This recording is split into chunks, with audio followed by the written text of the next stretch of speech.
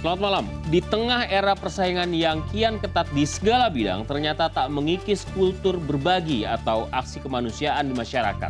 Bahkan ada yang memanfaatkan kemajuan teknologi untuk memicu sebuah aksi kemanusiaan yang lebih masif lagi. Seperti pengumpulan dana masyarakat untuk bantuan sosial melalui platform digital. Seperti apa geliat tren ini berjalan di masyarakat? Lalu, bagaimana mekanisme bantuan sosial ini mampu memberi banyak manfaat dan menjaga kepercayaan para donaturnya? Kami akan hadirkan para pelaku penggalang donasi sosial malam ini bersama saya, Alvito Dinova Gintings. Anda menyaksikan AFD Now.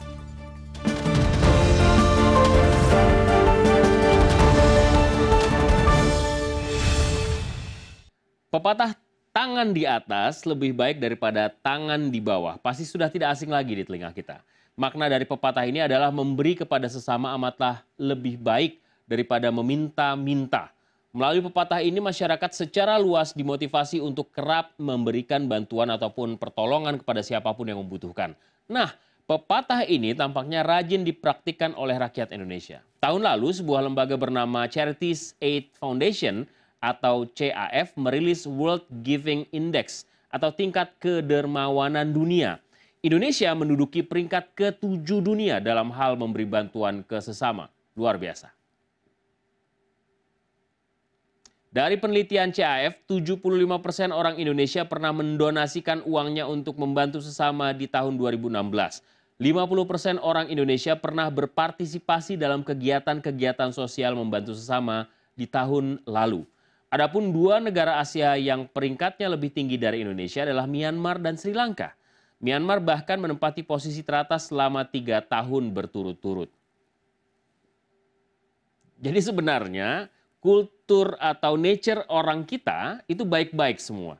Mungkin media-media yang ada terlalu sedikit memotret kebaikan dibanding keburukan. Nah, ngomong-ngomong soal kebaikan, orang-orang Indonesia saking banyaknya orang baik sampai-sampai ada yang bekerja sebagai maklar sedekah. Ini jelas beda karena sepengetahuan banyak orang istilah maklar atau broker identik dengan profesi yang menjadi perantara jual beli. Pokoknya bersifat komersial dan mencari untung. Di Surabaya ada suatu komunitas yang menamakan dirinya broker sedekah. Itu kalau ada permintaan bantuan, Mbak, ada kesehatan udah kritis gitu kayak terus pendidikan atau apa kayak bagi sembako, bagi makan itu kita sehari sebelum kita biasanya buka lelangan Senin ke donatur. Kita punya grup WA. Grup WA itu orang-orang yang selama ini support kegiatan broker sedekah. Jadi kita enggak cari dana keluar enggak. Jadi dari donatur sendiri dulu biasanya insya Allah 2-3 hari sudah closing gitu.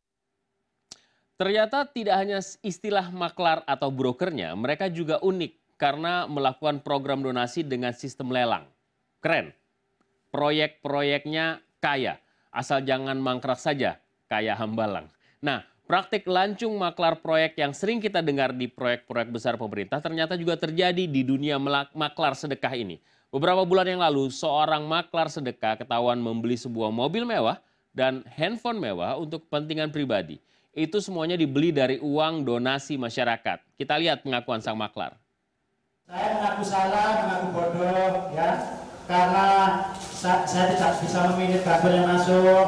Saya memohon maaf sedalam-dalamnya buat donatur, buat saudara-saudara saya sudah membantu dalam kegiatan saya. Saya memohon maaf, beribu-ribu maaf karena ini bodohnya saya. Karena tidak pahamnya saya tentang mengelola bantuan.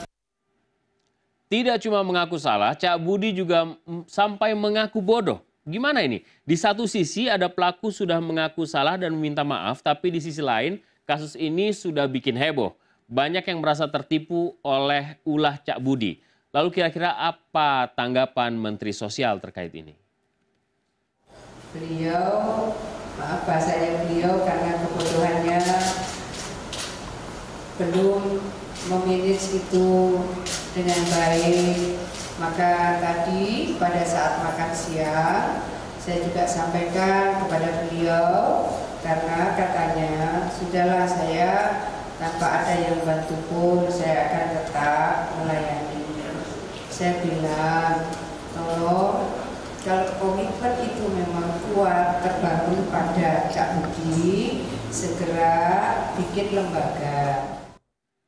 Ibu Menteri masih baik ternyata, masih sebatas memanggil dan menasihati. Ini kembali menegaskan pernyataan saya di awal, kalau orang Indonesia itu baik-baik sesungguhnya. Masih soal kebaikan orang-orang Indonesia, di negeri ini memberi donasi tak melulu berwujud uang ataupun makanan. Salah satunya persoalan yang dihadapi sejumlah warga Brebes. Tapi sebelumnya saya akan ajak Anda untuk menebak dulu kira-kira bantuan seperti apa yang tepat untuk menjawab keluhan dari ibu ini. Pagi Bu, kalau mau buang air besar di mana Bu? Di kali sono. Pakai itu, tobong itu? Nggih. Nggak ada WC di rumah? Nggak ada WC-nya. Kalau mau mandi? Mandi di sono, di numpang, di tangga. Ini apa nggak ada WC sih Bu? Nggak punya, orang nggak mampu deh. Nah, setelah mendengar keluhan Ibu Sutirah tadi, kira-kira bantuan apa yang bisa kita berikan? Uangkah atau jamban? Sesuai data dari Dinkes Kabupaten Brebes tahun 2017 ini di bulan Mei ada sekitar 81.000 kepala keluarga yang belum mempunyai jamban. Kami kemudian membentuk sebuah komunitas namanya Relawan Jamban Tuntas yang kami mencoba untuk melakukan action nyata dengan membantu warga masyarakat miskin yang belum punya jamban, yang dimana harga jamban sesungguhnya itu sekitar 1,3 juta atau 1.300.000. Namun kita melakukan stimulan masyarakat miskin cukup membayar 500.000, sisanya akan di-cover oleh kami. Nah, ini penting ini. Di negeri ini donasi bisa dalam bentuk apa saja, termasuk berwujud jamban. Yang mengurusnya pun lembaga khusus jamban. Ini bukan bercanda, tapi sungguhan. Masih berbicara mengenai kebaikan atau jiwa sosial orang-orang Indonesia. Umumnya kebaikan berupa aksi memberi sedekah atau apapun bentuknya begitu marak terlihat di momen-momen keagamaan. Seperti yang dilakukan Presiden kita, Joko Widodo. Salah satu bentuk aktivitas donasi yang rutin kita saksikan setiap tahun adalah ketika Presiden membayar zakat. Besaran zakatnya pun sampai dirilis ke publik. Tak tanggung-tanggung Pak Jokowi membayar zakat sampai 45 juta rupiah. Angka ini berasal dari 2,5% pendapatan Presiden yang mencapai 1,8 miliar rupiah. Melihat ekspresi Pak Jokowi tadi kok saya jadi ikut tegang ya. Seperti mau menikahi anak orang saja tadi. Nah itu tadi soal zakat. Semakin besar penghasilan, makin besar pula besarnya pemberiannya. Saya jadi terbayang-bayang kalau pejabat-pejabat dan para taipan di negeri ini rajin bayar zakat penghasilan, harusnya bisa jadi sesuatu. Tapi kok ya sudahlah ya. Masih soal aksi berbagi pejabat. Pemandangan memberi banyak sedekah juga rutin disorot media di Kota Makassar, Sulawesi Selatan. Pejabat mana lagi yang begitu sering disorot di kota itu selain Wakil Presiden Yusuf Kala? Saban Lebaran, Pak JK selalu pulang kampung dan bagi-bagi sedekah. Kita lihat suasananya.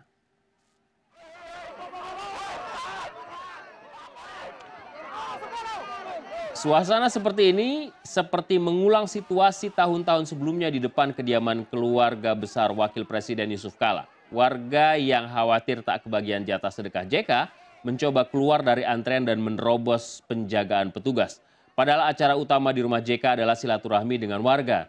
Adapun pembagian sedekah berupa uang sebesar Rp100.000 untuk orang dewasa dan Rp50.000 untuk anak-anak. Itu yang tadi namanya silaturahmi sambil dorong-dorongan. Ada benarnya juga kata orang tua dulu, embel-embel uang atau kompensasi kadang bisa merusak silaturahmi. Masih berbicara aksi berbagi di masyarakat khususnya di momen-momen keagamaan. Ada lagi tradisi berbagi tunjangan hari raya. Tunjangan sejatinya berupa benefit tambahan yang diberikan sebagai kompensasi kerja pekerja baik itu pegawai negeri maupun pekerja swasta. Tapi di Indonesia punya fenomena yang berbeda. Ada ormas yang meminta THR pada warga. Datang ke toko saya untuk meminta sumbangan. Nah, yang terjadi pada saat bulan puasa ini adalah mereka tuh datang bergerombol dengan membawa sebuah amplop yang isinya adalah permintaan dana THR. Nah, kebetulan saya memang nggak ada di toko, jadi dikasihkan kepada anak-anak yang ada di sana. Kemudian 3 hari kemudian atau 4 hari kemudian mereka akan datang dengan berkelompok dengan sekitar 7-8 orang datang naik motor meminta amplop itu yang jelas ada isinya. Itu minta THR atau penodongan ya? Atau mungkin ormas merasa sudah berjasa buat warga dan pedagang makanya menuntut THR? Ya sudahlah, kalau soal ini mungkin masih bisa diperdebatkan layak tidaknya, tapi tidak dengan yang satu ini.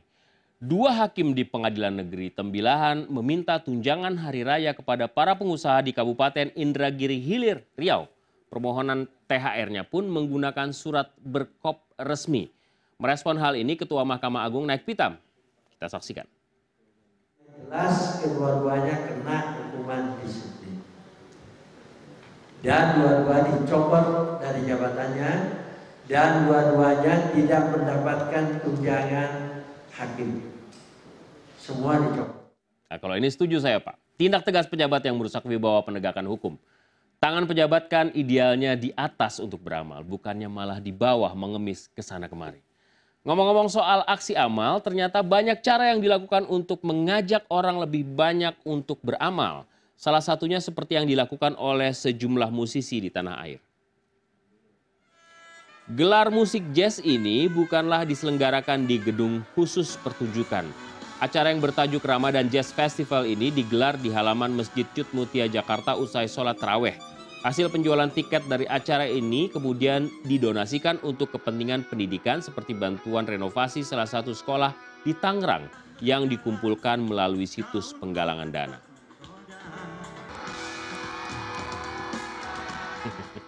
Ini tumben-tumbennya nyanyi di masjid dan tidak dimarahi oleh orang-orang tertentu.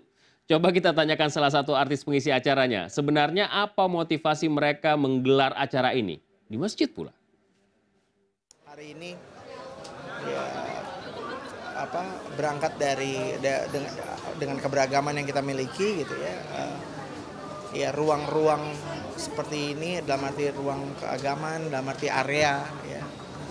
Seperti di area Masjid Cud Mutia ini ya bisa jadi contoh, bisa jadi gambaran bahwa toleransi itu melewati batas yang menurut saya dia ini bukan bicara tentang ideologi gitu, ini tapi bicara tentang bagaimana jembatan peradaban itu dirajut lewat musik. Sesungguhnya dan sejujurnya saya belum mengerti apa maksudnya Glenn Fredly tadi. Coba kita putar kembali pernyataannya ya, kita ulang lagi. Hari ini ya berangkat dari dengan keberagaman yang kita miliki gitu ya. Ya ruang-ruang seperti ini dalam arti ruang keagamaan, dalam arti area ya. Seperti di area Masjid Cud Mutia ini ya bisa jadi contoh, bisa jadi gambaran bahwa toleransi itu melewati batas yang menurut saya dia ini bukan bicara tentang ideologi gitu, ini tapi bicara tentang bagaimana jembatan peradaban itu dirajut lewat musik. Oke, sepertinya saya lebih mudah paham isi lagu-lagu Glenn dibanding pernyataannya tadi. Kita kembali pada topik semula. Tadi sudah sempat kita singgung mengenai situs penggalangan dana. Nah, ini adalah cara baru menggalang donasi di era digital. Meski tanpa interaksi langsung, namun mampu merangkul banyak donatur. Salah satu bentuk aktivitas yang sempat kami rekam adalah yang dilakukan berbagibuka.com. Kita list masjid-masjid yang memang akan kita salurkan, itu ada juga yang memang dari awal sudah terdaftar, ada juga yang memang secara insidental mereka request hari ini mereka butuh makanan berbagi buka dan kita masukkan untuk list itu. Nah dari sana semua list yang masjid yang sudah kita masuk kita siapkan ke komunitas Iftar Rangers yang memang kita bentuk. Tren aksi donasi untuk kegiatan kemanusiaan melalui media online belakangan kian meningkat. Seperti apa geliatnya dan bagaimana mengelolanya? Nantikan perbincangan saya dengan salah satu pengelola situs donasi kemanusiaan sesaat lagi. Dan karena saya pengagum Bung Hatta, saya juga ingat dulu Bung Hatta bilang value-nya orang Indonesia kan gotong royong, patungan. Nah ini versi online ini sebenarnya gitu.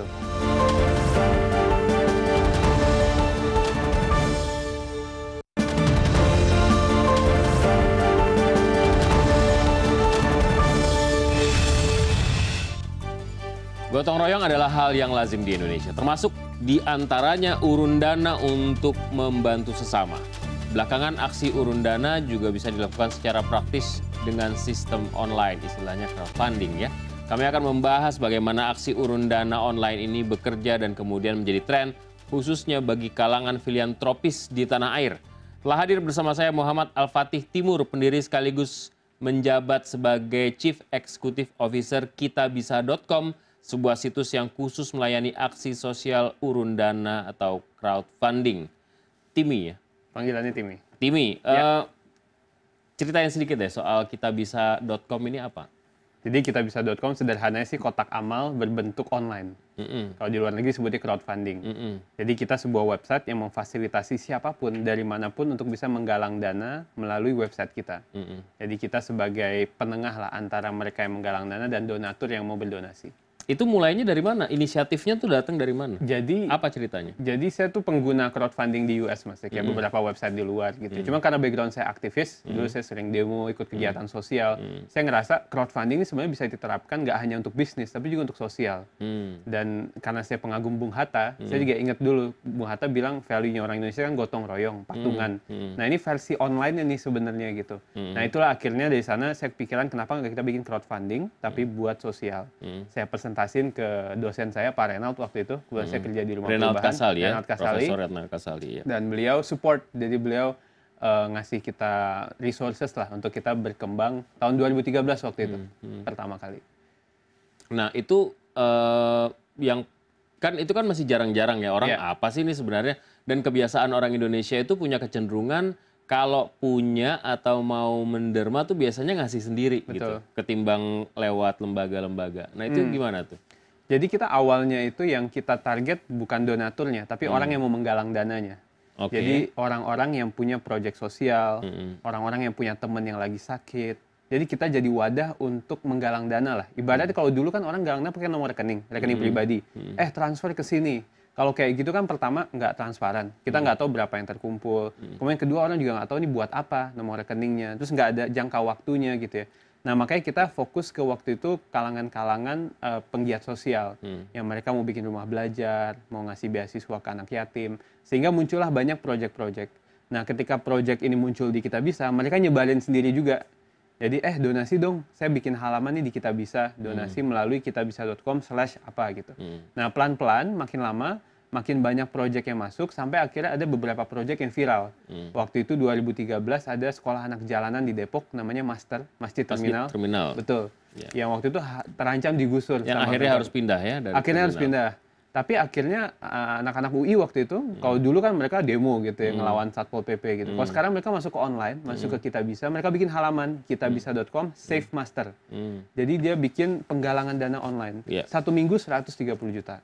Satu minggu ya? Satu minggu. Itu yang waktu itu jadi ibaratnya apa ya, tipping point-nya lah. Jadi bikin kita, wow ternyata orang bisa nih urunan untuk sosial. Nah, abis itu pelan-pelan makin banyak proyek-proyek PMI pakai, Dompet Duafa pakai, sampai sekarang artis-artis juga pakai buat galang dana.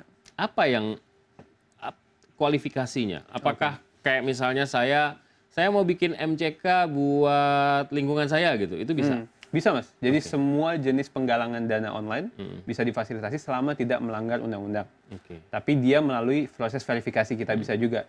Jadi orang yang daftar di Kitabisa tuh tinggal klik galang dana, terus isi kan. Kalau alasannya egois, saya mau punya sebuah komputer jinjing merek tertentu nih, bisa nggak?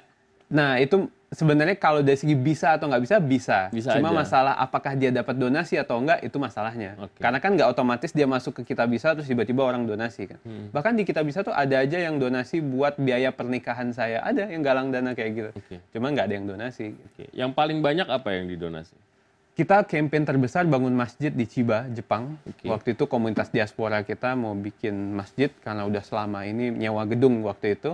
Mereka galang dana 2 bulan 3,3 miliar totalnya. Dalam waktu 2 bulan. Dan akhirnya masjidnya ada? Akhirnya masjidnya terbeli. Perlu ada verifikasi nggak sih? Artinya gini, kalian memfasilitasi orang yang mau ngasih sama orang yang butuh dikasih. Betul. Nah, proyek ini butuh nggak akuntabilitas, transparansi, misalnya hal-hal yang sifatnya good governance kayak gitu untuk kemudian dipertanggungjawabkan. Bagaimana pola pertanggungjawabannya? Jadi kalau di Kitabisa untuk penggalang dana ada 2 tipe nih Mas, organisasi atau individu.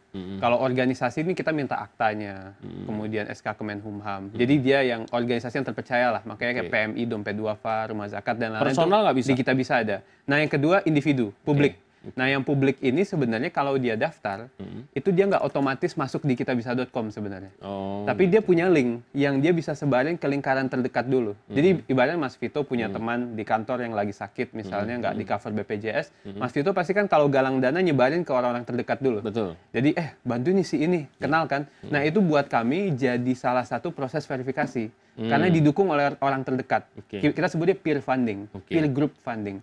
Nah ini ditambah sama kualitas konten, ditambah sama identitas yang kami cek, itu kami bikin sistem dan algoritma untuk mencari mana yang publik, mana yang verified, mana yang enggak. Mana yang mau akhirnya dimunculkan di kitabisa.com. Jadi ada beberapa proses filter gitu. Nah itu kemudian pada akhirnya kalau misalnya terverifikasi, kemudian dia bisa menggalang dana. Dia bisa muncul di kitabisa.com. Jadi dia sebelumnya tetap bisa galang dana, cuman galang dana ke orang terdekat dulu. Tapi kalau dia muncul di kitabisa.com, kan Kitabisa juga ada donatur yang repeat gitu ya, yang balik lagi dan donasi. Nah itu kita hanya menampilkan yang memang sudah terpercaya lah ibaratnya gitu. Bagi sebagian orang mungkin menganggap bahwa pola semacam ini adalah pola yang murni semata-mata filiantropis dan social orientation movement gitu ya. Tapi buat saya ini sebenarnya bisa saja gerakan yang sifatnya lebih revolusioner daripada itu.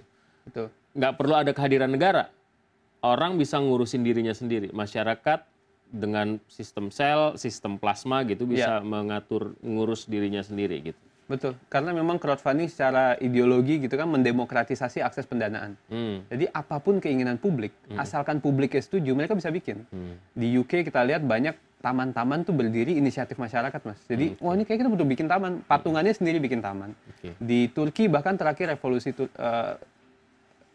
Turki salah satu aktivis sempat mau bikin iklan untuk mengekspos kegagalan pemerintah ke New York Times waktu itu.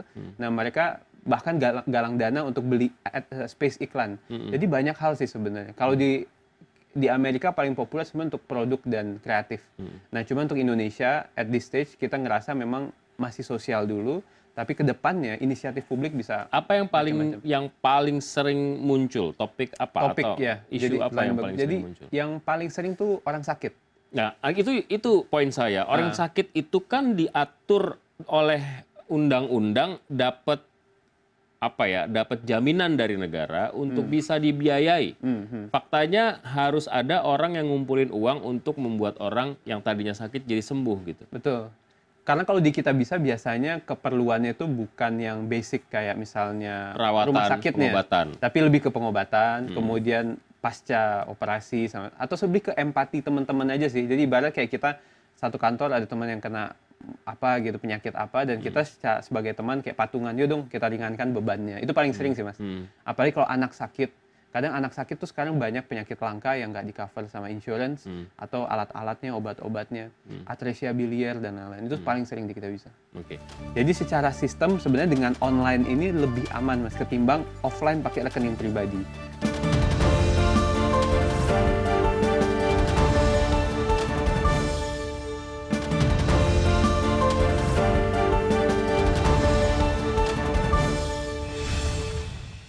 Kita bicara soal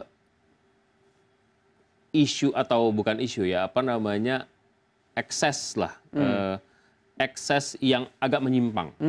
Kita semua dengar cerita Cak Budi, bagaimana kemudian uang dikumpulkan sekian banyak ternyata tidak dilaksanakan sesuai dengan ekspektasi pendermanya tentu saja gitu ya, beli mobil mewah, beli gadget dan lain sebagainya. Itu gimana? Ya, jadi mungkin untuk kasus Cak Budi yang sering kami cerita juga adalah beliau menggalang dana melalui 2 pintu. Yang pertama ada melalui rekening pribadi yang disebar di Instagram, yang kedua via Kitabisa.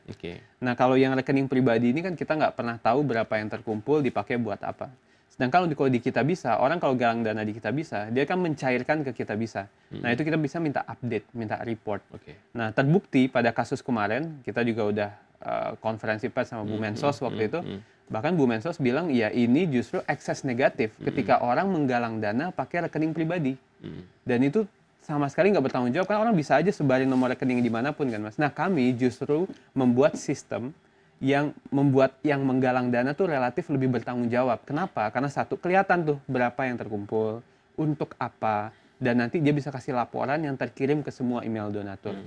Jadi secara sistem sebenarnya dengan online ini lebih aman Mas ketimbang offline pakai rekening pribadi. Nah tapi apakah online 100% aman? Nah ini juga pasti sistemnya kami perbaiki terus. Karena ada aja sih proposal-proposal yang fraud, yang dia memang berencana korupsi dan lain-lain. Itu nggak mengidentifikasinya gimana? Biasanya kami ada laporan publik. Jadi di Kita Bisa pun ada laporkan kalau Anda curiga. Biasanya ada tuh misalnya orang dia galang dana buat orang sakit, terus temennya, enggak dia nggak sakit, dia nggak di rumah sakit kok. Terus kami investigasi. Kami juga kerjasama sama jaringan relawan di daerah buat verifikasi. Kalau politik bisa nggak? Kalau misalnya saya mau maju jadi bupati kabupaten tertentu gitu? Yang terakhir pernah PSI waktu itu, Grace Solidaritas Indonesia. Partai Solidaritas Indonesia buat event ini dia Rembuk Nasional. Kita ngelihat itu event aja, event komunitas silahkan. Tapi untuk calon spesifik belum ada. Jadi tapi itu bisa? Sebenarnya bisa, cuman kami belum memilih masuk ke sana. Artinya kalau misalnya itu di-propose tidak akan tidak akan ter-approve apa gimana? Kalau digalang ya mungkin tidak akan kami approve lah ibarat kayak gitu. Terus keuntungan Kita Bisa dari mana? Kan Anda juga harus dapat gaji kan sebagai CEO. Ada berapa staff? Ada 30 sekarang. Ada 30 staff. Kita sekarang, jadi crowdfunding itu sendiri kan bisnis modelnya ada biaya administrasi setiap donasi. Kita Bisa sendiri charge 5% dari setiap donasi, kecuali bencana alam dan zakat 0%. Oh, jadi 5% dari keseluruhan dana yang tergalang itu masuk ke kasnya. Sebagai biaya operasional lah, sebagai biaya administrasi. Kita Bisa. Jadi ini sebenarnya self-sufficient juga ya sebenarnya. Itu sebenarnya social business lah. Gitu. Social business ya. Apa target selanjutnya Kita Bisa? Target secara number sih kita alhamdulillah growing significant. 2015 ke 2016 kita hampir 8 kali lipat gitu. Nah, 2016 ke 2017 ini kita juga pengen growth-nya sama. Cuman secara kualitatif kita tuh pengen ngelihat kita jadi top of mind untuk orang baik gitu. Jadi kita punya hashtag tuh orang baik. Selama ini orang baik ini mungkin kalah berisik di sosial media. Nah, sekarang dengan kitabisa.com dia bisa bikin macam-macam. Dia mau bisa bikin penggalangan dana buat macam-macam, buat isu toleransi, buat isu rumah ibadah, buat anak yatim, macam-macam. Jadi ada wadahnya lah, sehingga kita bisa jadi top of mind ketika orang mau bikin kegiatan positif. Timi, sepanjang perjalanan lembaga Anda dan kawan-kawan nih dari 2013 gitu. Apa yang paling diingat? Yang paling menarik, yang paling menyentuh terkait dengan bagaimana ketulusan orang menyumbang dan bagaimana orang membutuhkan dana akhirnya tercapai juga.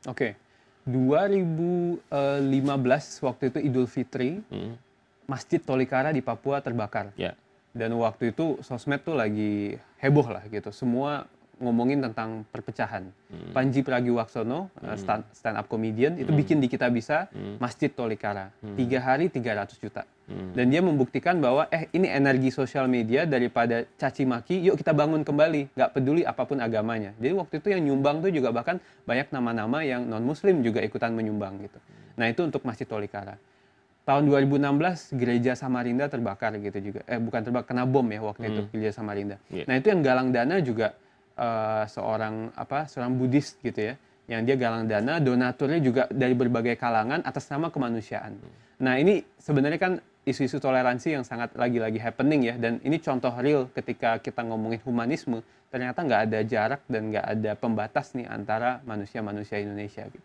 Itu untuk toleransi. Kalau untuk cerita-cerita inspiratif lainnya, saya pikir banyak anak-anak muda bahkan yang bikin penggalangan dana bisa sampai ratusan juta. Contohnya di IPB, Institut Pertanian Bogor, itu ada seorang mahasiswi namanya Tasya Amanda, yang dia ngelihat seorang pedagang asongan di kampusnya pengen umroh tapi nggak ada duit. Nah biasanya kan kalau netizen ya udah dia cuma foto, kasihan nih gitu ya nggak bisa umroh. Tapi dia terus sumbangkan ke rekening ini gitu misalnya. Nah iya biasanya kayak gitu. Tapi kalau yang dia lakukan adalah dia buka kitabisa.com, dia bikin halaman kampanye. Nama kampanye kitabisa.com Umrah Roger. Roger nama si pedagang asongan tadi. Targetnya awalnya cuma 30-an juta, terkumpulnya 130 juta. Nah kalau lebih kayak gitu semuanya akan diberikan Nah kepada... jadi di manage sama si yang galang dana. Jadi dia harus ngasih laporan kan ke donatur. Nah dalam konteks Roger ini, pertama dia diumrohin, udah ada fotonya tuh dia di Tanah Suci, didaftarin ke haji, sama teman-teman juga bikin usaha kecil-kecilan lah sama Roger. Sampai akhirnya Pak Roger ini bisa bisa jadi pengusaha atau punya usaha lah istilahnya. Punya usaha lah ibaratnya. Punya usaha ya, dari tadinya ngasong ya. Iya, betul. Udah haji juga. Udah didaftarin haji tapi belum dapat giliran. Belum berangkat ya. Belum berangkat, betul. Nah, tapi ini kalau kita lihat kita bisa ini kayaknya ngurusin yang gede-gede aja. Anak yang kemudian misalnya ya cerita-cerita klasik bagaimana anak hidrosefalus, korban bencana pribadi gitu ya. Atau orang yang lumpuh, disable, kemudian dan lain sebagainya, itu juga disentuh nggak? Jadi gini Mas, sekarang kita nggak pernah menggalang dana atas nama kita bisa. Betul. Jadi kita lain. mengajak orang lain. Jadi kalau ada isu kayak gitu, biasanya kita blast ke, kita sebutnya jaringan orang baik kita lah, relawan-relawan daerah. Ada nggak yang mau survei, yang mau galang dana untuk orang ini? Nah biasanya kalau ada, mereka datang, mereka foto, mereka bikin story-nya, mereka sebarin lagi ke sosial media. Nah kami yang jadi hub-nya aja lah gitu. Jadi PR kita sih masih mengedukasi publik bahwa sebenarnya kita juga bisa nge-support karya-karya lokal.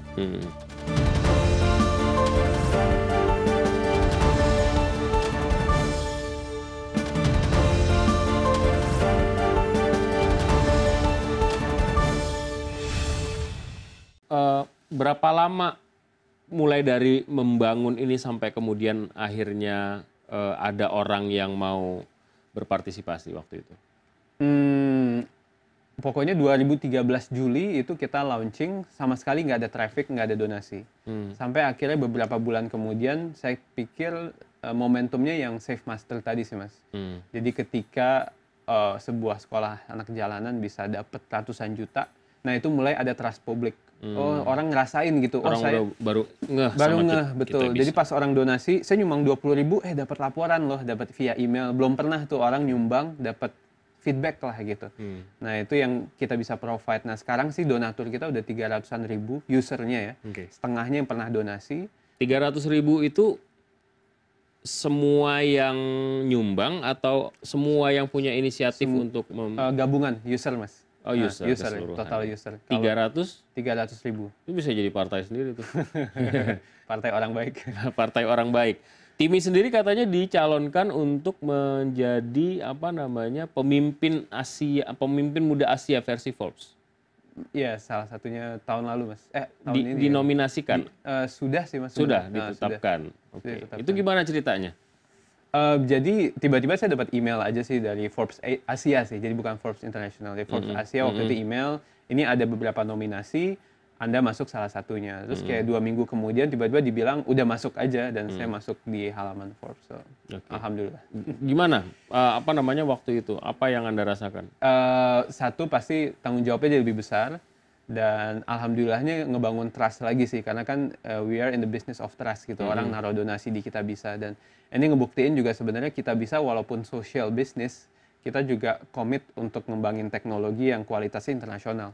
Karena kita sekarang punya 10 programmer yang kerja keras di Jogja untuk bikin engine galang dana, engine donasi. Kenapa di Jogja? Karena banyak talent juga yang bagus-bagus di Jogja, dan CTO kita orang Jogja, jadi lebih gampang. Gitu. Dan di Jakarta lebih mahal kan? Betul, Jakarta lebih mahal betul. Berapa sekarang rata-rata donasi yang masuk? Per orang per itu bulan?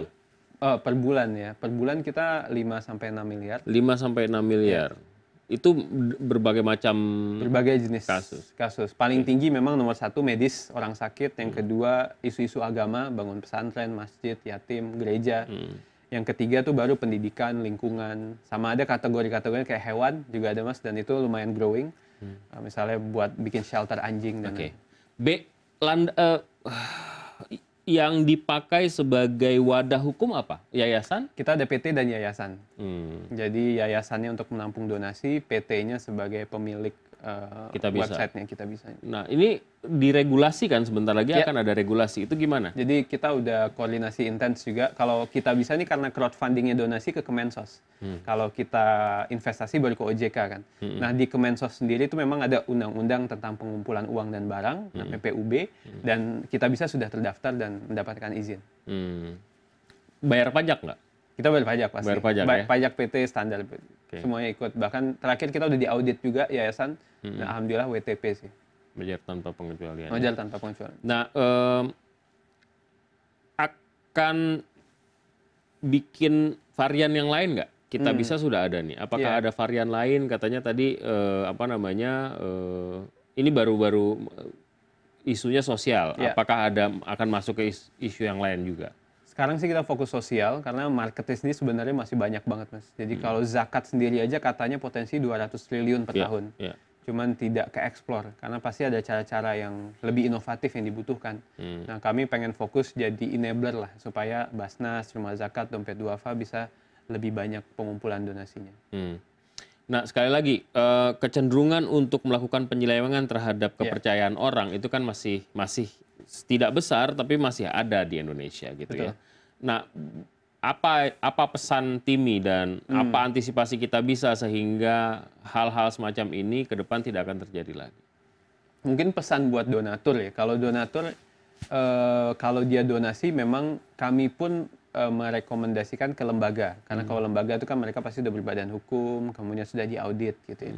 Nah, tapi pasti banyak juga orang yang pengennya langsung ke komunitas atau ke individu. Nah, saran saya sih mungkin dibaca dulu story-nya, kemudian bahasa anak sekarang tuh dikepoin ya. Ini komunitasnya beneran ada. Harus disurvei, diriset dengan hati-hati dan cermat gitu ya. Betul. Jadi walaupun Kita Bisanya juga sudah ada filter, tapi saya pikir juga lebih nyaman kalau kita donasi ke sesuatu yang kita direkomendasikan oleh teman gitu. Jadi ada referensi dari orang yang kita percaya. Nah, itu jauh lebih enak sih di Kita Bisa. Karena di Kita Bisa pun banyak juga influencer yang galang dana. Nah, itu kan lebih lebih punya trust yang lebih tinggi ketimbang orang biasa. Tapi sering dapat pengaduan nggak atau sering dapat keluhan nggak? Artinya kan gini, Kita Bisa ini kan sebenarnya bukan orang yang kemudian dapat uangnya gitu kan, kan orang lain yang dapat uangnya gitu ya. Tapi kan tetap aja karena ada Kita Bisa, orang kemudian berpikir pada akhirnya Kita Bisa yang bertanggung jawab. Sering nggak terima konsepsi kayak gitu? Awalnya sering karena kita seakan-akan menjadi si yang galang dana, tapi sekarang kita ada fitur pesan. Jadi kalau donatur ngerasa, oh ini kok nggak ada update ya udah 3 bulan gitu, dia bisa langsung pesan terkirim ke campaigner. Nah, kalau pesannya udah banyak, komplainnya banyak, itu biasanya kita follow up langsung. Bahkan beberapa kasus kita datengin langsung campaignernya karena kita ngerasa ini ada sesuatu yang perlu kita. Syaratnya kalau sampai harus didatengin? Didatengin, kami punya alat evaluasi sendiri lah ya. Mungkin laporan publiknya, kemudian laporan dari dia ke donaturnya, apakah transparan, apakah detail, sama lebih kepada total donasi yang terkumpul sih. Karena kan kalau misalnya banyak itu udah biasanya kalau banyak kita juga lebih bertanggung jawab lah. Maksudnya kita juga lebih hati-hati lah untuk mencairkannya gitu. Karena kalau udah sampai miliaran apalagi ya kita kawal banget biasanya. Oke. Ini akan menjadi akan menjadi start awal. Yang lain seperti Kita Bisa udah ada beberapa crowdfunding semacam ini. Ya, crowdfunding tuh bahkan waktu Kita Bisa berdiri ada beberapa website lain kayak wujudkan.com, patungan.net. Tapi itu berteman nggak atau saingan?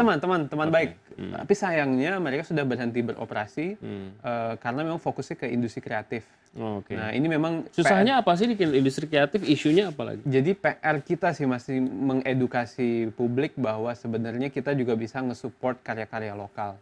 Nah, dan dari segi jenis karyanya pun mungkin nggak kayak di Kickstarter di US gitu ya, misalnya udah siap buat pre-order. Jadi misalnya mau bikin tas gitu ya, saya donasi sekarang, 6 bulan lagi saya dapat barangnya gitu.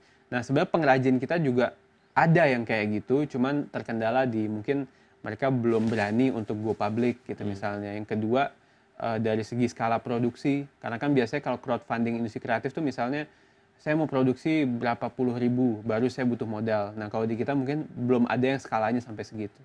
Nah, yang ketiga juga untuk mass production itu harus ke Cina mungkin kemana, yang itu nggak semua orang berani untuk melakukan.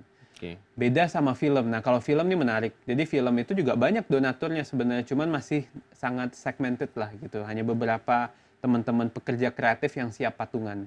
Sedangkan mungkin kalau di luar negeri kesadaran untuk art dan culture itu lebih tinggi, sehingga kalau ada karya kreatif semuanya pada support.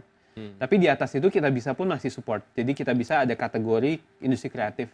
Jadi kalau orang mau bikin buku, bikin film, bikin short movie gitu, dia masih bisa dikritik.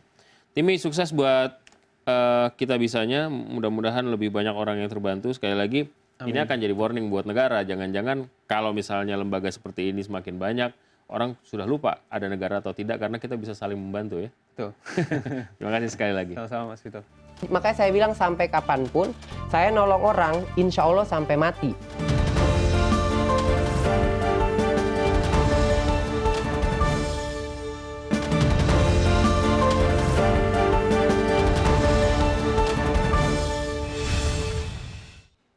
Beragam aksi kemanusiaan bermunculan di masyarakat, baik yang dilakukan secara personal maupun melalui lembaga khusus. Belakangan mulai muncul inisiatif di kalangan masyarakat untuk menjadi perantara bantuan yang membantu mendistribusikan bantuan dari para donatur kepada objek yang menjadi target penerima bantuan tersebut. Dan malam ini kami hadirkan salah seorang anak muda yang punya inisiatif tinggi, membantu sesama dan berani memegang amanah untuk menjadi perantara. Nah, mulai kapan itu dilakukan?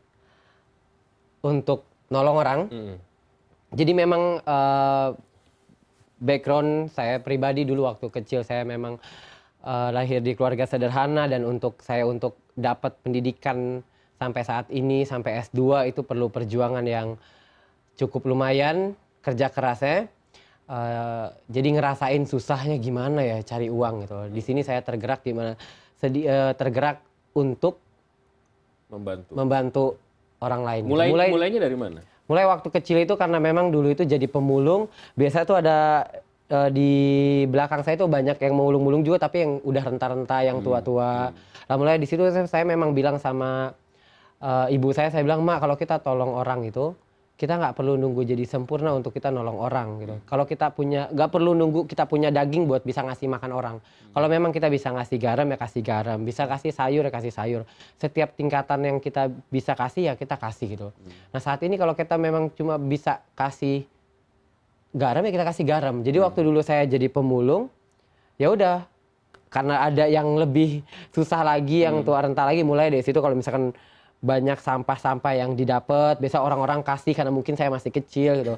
Jadi nanti saya bagi dua sama orang yang tua-tuanya. Katanya waktu mulung di salah satu perumahan elit, katanya Wahyu sendiri yang bisa masuk, yang lain pemulung nggak boleh masuk. Katanya iya, gitu. karena dulu yang lain. Karena dulu itu saya itu yang paling kecil, jadi yang kecil mungkin kalau kecil jadi mungkin dianggapnya nggak berbahaya. Nggak berbahaya, kamu polos gitu ya. Masih kecil banget gitu, sampai besar sampai kuliah waktu itu. Nah itulah dari misal kasih sampah terus kasih sampah. Nah ketika saya waktu sekolah SMA tergerak memang ini gimana caranya saya nolong orang ya, tapi nggak punya uang gitu. Tapi saya pengen nolong orang. Akhirnya saya inisiatif ngumpulin teman-teman di komplek, ngumpulin teman-teman yang di kampung itu digabung, ngajak teman yang di komplek yang sudah umurnya di atas saya sudah kuliah, yang kuliahnya desain grafis atau yang kuliahnya untuk desain-desain bisa ngajarin yang lain untuk bikin hasil karya gitu, macam-macam. Ada yang kita bareng-bareng bikin gorengan, ada bikin donat, ada bikin lukisan di gelas, di kaleng gitu. Nah itu kita kumpulin dananya selama sebulan atau sebulan setengah jualan, itu semuanya kita sumbangin untuk acara santunan untuk anak-anak yatim dan janda-janda tua waktu itu. Nah dari situ mulailah bikin event-event tablik akbar tapi sama santunan. Itu sama teman-teman mulai dari mungkin sekitar 9 tahunan lalu gitu, waktu masih sekolah SMA, masih SMP SMA udah mulai kayak gitu. Sampai akhirnya alhamdulillahnya ketika saya ngadain acara santunan itu berkah dari Allah ketika saya mau kuliah, tapi saya harus nunggu 4 tahun, tapi setelah saya ngadain acara santunan itu ternyata Allah kasih jalan yang lebih mudah. Allah kirim perantara-perantara, hamba-hambanya Allah yang dermawan untuk bantu saya bisa kuliah gitu. Nah ini kan banyak nih Wahyu, banyak sekali orang yang kemudian meragukan lembaga, mulainya lembaga-lembaga. Orang ragu kemudian untuk memberikan infak, sodako dan zakatnya. Kemudian ada orang-orang yang muncul yang kemudian menjadi perantara. Kemudian kita mendengar ada kasus Cak Budi yang kemudian uang santunan itu dipakai untuk membeli kendaraan mewah dan handphone mewah. Tujuannya katanya untuk biaya operasional, tapi tetap saja orang merasa itu kenapa itu dilakukan ya. Nah itu yang kemudian orang melihat, Wahyu dapat apa sih? Pasti dapat sesuatu deh. Biar saya jelaskan runtutannya dari awal saya belajar untuk nolong orang gitu. Mulai dari kecil saya bilang saya bisa kasih sampah, saya kasih sampah. Ketika saya sekolah SMP SMA belajar bahasa Inggris, saya bisa bahasa Inggris, saya ngajarinnya bahasa Inggris. Makanya sampai sekarang slogan yang saya bilang ke teman-teman saya itu kayak we don't need to be perfect to share gitu. Kita nggak perlu jadi pribadi yang sempurna untuk berbagi gitu. Kalau kita sekarang mau ngajarin bahasa Inggris, kita nggak perlu lulusan sastra Inggris terus kita ngajar bahasa Inggris. Kalau saya pribadi gitu. Polanya kayak gimana? Yang dilakukan apa? Misalnya saya nih, saya mau menderma nih, saya mau memberikan santunan. Kalau saya nggak kenal, saya nggak mau. Harus kenal dulu? Harus kenal dulu. Kenapa? Karena nanti kalau misalkan sampai9 hampir 9 atau 12 tahun kegiatan aktifnya ini sama teman-teman. Kalau dulu, kalau itu 2 tahunan kayak gitu. Karena kalau dulu kan dana yang kita kumpulin cuma dari orang tua angkat kita gitu kan. Dari orang tua angkat, dari Umi, dari Aba gitu, kita salurin gitu. Tapi minta kalau dulu sistemnya gini, kalau misalkan ada yang susah, saya minta on the spot jadinya. Umi ini ada yang meninggal sebatang kara, Umi kasih ya. Umi ini ada anak atau Kak Muhammad atau Habib atau Ustaz gitu, atau ibu atau bapak yang saya kenal doang. Ini ada orang ini butuh buat bayaran sekolah anak yatim ini, silahkan kasih langsung on the spot kalau dulu. Nah setelah kenal di teman-teman S2 di ITB, jadi kita bikin itu ada di pet kita, jadi di pet itu grup-grup yang kenal, menggunakan sosial media sama chat room aja gitu. Iya, WhatsApp gitu. Nah pet kan nggak semuanya ada, teman-teman yang ada doang. Pet pun yang orang-orang yang distribusi doang. Kadang-kadang malah saya posting di pet itu mereka pada protes, Wahyu tolong ya laporannya japri aja, karena saya laporan tuh di pet kan saya buat detail. Ini misalkan kayak jadi selalu nih, saya punya uang 100.000, saya kasih ke Wahyu, Wahyu akan mendistribusikan uang 100.000 itu kepada siapa, itu langsung dikasih tahu, ini Pak 100.000-nya uangnya dibeliin apa kepada mereka. Di foto terus dikirim ke saya. Itu kita mulai itu kalau sekarang itu semenjak ada teman S2 itu, kalau dulu kan anak-anak yatim itu kita sekedar bantu, kita adain event, kita on the spot, ada yang butuh kita bantu. Setelah S2 ini kan kita belajar manajemen, mengatur bagaimana. Nah itu akhirnya manajemen itu bukan cuma untuk bisnis dunia doang gitu. Maksudnya untuk kehidupan, untuk nanti bekal di akhirat pun manajemennya saya bikin bagus. Oh dulu anak yatim bantu sekedar-sekedarnya, tapi kan mereka butuh uang setiap bulan gitu. Mereka butuh uang saku setiap hari untuk sekolah gitu. Nah saya bikin itu sama teman-teman grup sendiri, itu namanya program Satu Orang Satu Anak Yatim. Nah misalkan nanti bapak mau kasih anak yatim, itu saya nggak mau diterima, nggak terima transferan. Sebelum dikirim data anak yatim lengkap, alamat rumah, saya kirim ke bapak berikut fotonya, kelas berapa ininya, kirim ke bapak. Ini program Satu Orang Satu Anak Yatim. Kalau TK 100.000, kalau SD 150, kalau SMA 250.000 itu. Kalau kuliah 300.000. Dan kita kasih kirim foto, data lengkap, baru misalkan bapak sebagai teman saya, baru bapak bisa transfer. Dan bapak nggak bisa transfer sebelum data itu masuk. Dan setelah data itu masuk, kita kasih tahu ini datanya sudah lengkap, alamat rumahnya sudah lengkap, nomor rumahnya sudah ada, kapanpun tanpa sepengetahuan kita mau dicek rumah anak yatimnya, transferannya berkurang 10.000 atau 20.000, silahkan protes. Gitu, jadi kayak gitu, jadi enak. Nah ketika oh ya udah yuk percaya, nah dia kirim uang 250.000, nanti bulan ini 250.000 sebulan, nanti difoto sama anak yatim 250.000 dari siapa, nah itu dikirim lagi ke bapak, nah itu udah tenang. Jadi gitu. Kamu nggak sama sekali nggak pernah mengambil apapun dari uang derma itu. Jadi memang semuanya harus dilaporin gitu. Makanya tapi operasionalnya gimana dong? Nah itu alhamdulillah kan harus ada transport, kamu harus ada pulsa, ada macam-macam kan? Nah itulah makanya ketemu di teman kuliah itu untuk kayak misalkan untuk operasional anak-anak itu mereka sudah ada budgetnya sendiri. Yang tim belusukan itu udah ada budgetnya sendiri. Alhamdulillah ada Mbak Sisi dan keluarga Mbak Sisi Permadi dan keluarga besarnya. Memang mereka mendermakan uangnya untuk operasional anak-anak yang keliling. Jadi memang kayak gitu. Jadi bukan untuk santunan, tapi ini untuk operasional. Ini jadi memang jadi amanahnya beda. Ada mungkin bapak amanahnya 1 orang, amanahnya untuk kas ini boleh ya untuk operasional. Nah itu kalau untuk operasional itu kita bikin laporannya sebulan-sebulan ya misalkan. Atau misalkan ini ya teman saya nitip ini ya yuk misalkan berapa rupiah, 1 juta ya untuk operasional. Oh ya ini ya udah ya dipakai anak yatim yang ini untuk bensinnya 50.000, untuk ini 100.000. Nah itu untuk operasional. Jadi kalau misalkan untuk yang mereka yang nyumbang yang lain ya mereka udah sesuai budgetnya mereka masing-masing gitu. Sampai kadang-kadang kan itu kan kalau misalkan temen transfer misalkan 14 juta atau misalkan 10 juta atau 5 juta atau 250.000, kan ketika narik uang ada adminnya. Itu kita nggak dibebankan sama sama teman. Iya. Enggak. 6.500 uang itu siapa tanggung jawab? Itu saya minta sama teman yang lain, misalkan kayak Mbak Sisi atau Refki, ini ada adminnya dalam waktu setahun adminnya misalkan 6 juta. Nah itu jadi saya mintanya itu bisa ke sampai personal. 6 juta ya? Iya adminnya. Saya minta ke personal, mau nggak nutupin adminnya gitu. Jadi karena saya bilang saya curhat ke mereka, ini saya bingung. Jadi kita meeting ketemu di kafe di mana kita meeting. Ini kalau orang kalau misalkan suruh kalau suruh transfer 105.000, nanti iya kalau kepake. Kalau enggak saya takut. Nah lebih baik udah kan kita sistemnya cash in cash out 0. Jadi kalau transfer 100 keluar 100. Tapi adminnya itu gimana? Nah akhirnya dengan kesepakatan ditutup sama temen yang khusus tutup untuk admin gitu loh. Jadi kayak gitu. Oke. Nah, ini akan kemana nih? Manajemennya seperti apa nanti ke depan? Apakah akan begini terus? Ini udah sampai hanya Jakarta atau Bekasi saja atau Bekasi, Bogor, ada yang masuk Depok, ada yang sampai ke Sukabumi gitu. Jadi memang kita sisir kampung. Kalau ditanya untuk sistem dan manajemennya gitu. Kalau kamu nggak rencana maksudnya bikin lembaga gitu misalnya? Enggak. Memang saya sering mention nanti Instagram saya jangan dipotong tolong ya. Biar nanti ada follower tapi saya lock. Itu pun kenapa di lock? Supaya maksudnya kan itu kan kegiatan-kegiatan sosial. Kalau memang ada yang follow, saya accept. Tapi ketika nanti mereka udah lihat postingan saya, itu saya bikin tulisan di Instagram saya, bikin video sendiri.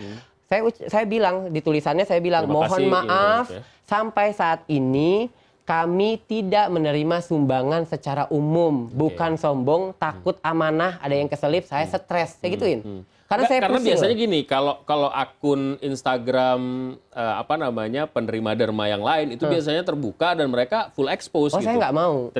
Saya stres. Kenapa? Ini stres karena kalau misalkan ada amanah orang yang nggak saya sampein, tanggung jawabnya dunia akhirat, saya nggak mau. Jadi itu yang bikin makanya saya bilang sampai kapanpun saya nolong orang, insya Allah sampai mati. Kamu berapa orang sekarang? 18 orang. Timnya 18 orang. Saya bilang saya mau nolong orang, gitu. Saya mau nolong orang kan selama hayat masih dikandung badan, sebaik-baiknya manusia adalah manusia yang bermanfaat untuk orang lain gitu. Dan memang untuk berbuat baik ya selama saya masih hidup saya akan berbuat baik sesuai dengan kapasitas dan kemampuan saya. Dan sampai saat ini, makanya saya sering posting di Instagram saya tidak menerima sumbangan secara umum karena saya takut amanah, takut ada yang transfer, keselip, nggak disampaikan, saya takut dosa. Karena selama ini kalau misalkan ada orang transfer tuh saya lupa aja, itu saya kebingungan. Apalagi kalau orang transfer banyak itu saya nggak mau. Jadi saya sampai saat ini dan insya Allah sampai seterusnya saya lebih nyaman ada teman yang transfer, uangnya berapa, saya salurin, saya laporin secara detail ke mereka. Alhamdulillah sudah berjalan hampir 9 tahun, 12 tahun mereka jalan orangnya segitu-gitu aja. Ini nggak lebih dari 20-30 orang loh. Alhamdulillah, terima kasih Wahyu atas waktu dan kesempatan. Sejatinya tradisi berderma adalah bagian dari kultur gotong royong yang telah mendarah daging di tanah air. Inilah tradisi yang mampu menjadi obat mujarab ketika penyakit kerawanan sosial mendera masyarakat kita. Sejalan dengan itu, tradisi bernilai filantropi ini tidak terkikis sedikit pun. Meski kemajuan teknologi disebut-sebut mendorong perubahan budaya dan interaksi antar manusia. Kenyataannya teknologi justru menjadi bahan bakar bagi konsep berbagi yang lebih masif yang menjaring banyak orang untuk ikut terlibat. Bahkan pengalaman menunjukkan tren filantropi digital kian mampu banyak menyentuh dan berkontribusi memperbaiki taraf hidup mereka yang tak mampu. Maka tak salah kiranya jika harapan terciptanya keadilan sosial bisa dibangkitkan jika kita mampu terus memupuk tradisi berbagi ini. Meski demikian, ada baiknya kita konsisten juga memegang prinsip tangan di atas lebih baik daripada tangan di bawah. Faktanya puluhan triliun dana filantropi yang terkumpul di tanah air belumlah mampu berperan besar dalam mengatasi kemiskinan dan keterbelakangan. Maka luruskanlah niat dalam berbagi untuk tidak membiarkan banyak orang terus menengadahkan tangan di bawah. Demikian AFD Now malam ini, saya Alvito Dinova Gintings. Sampai jumpa.